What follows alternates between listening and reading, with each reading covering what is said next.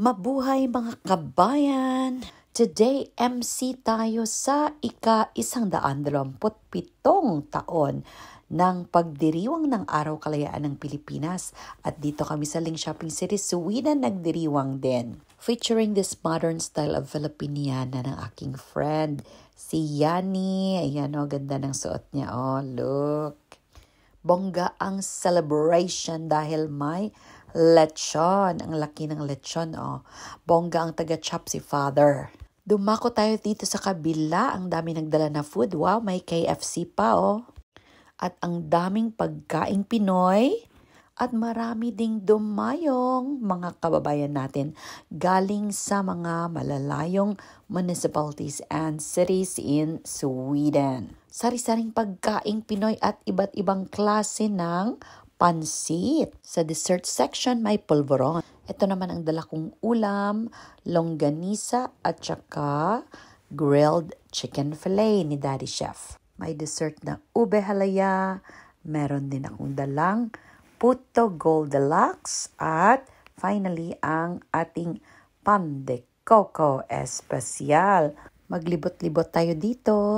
Very inviting talaga ang banana queue kaya napabili ako. Meron ding hotdog from Philippines. Waving si Miss Saba banana. May mani pa. May palamig. Napaka-refreshing. Busog-lusog ang ating mga kababayan dito sa Ling Shopping Sweden. Of course, hindi ba mawala ang kantahan time. Ngayon ay malaki ka na, nais ko'y maging malaya, di man sila mayag walang magagawa. Ang gaan ng feeling, ang gaan ng loob ko sa'yo.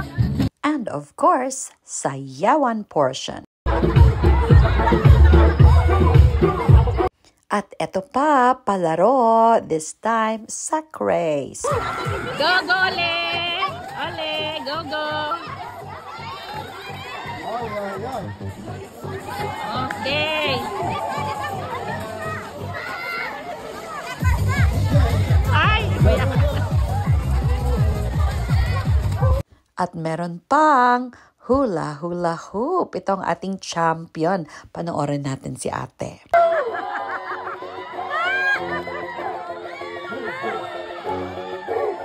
Galing mo. Praktisado. Praktisado talaga to. Practice talaga.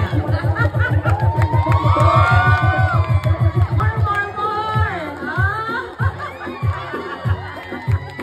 Maraming salamat sa iyong panonood mga kabayan. Ingat lagi, mabuhay at God bless.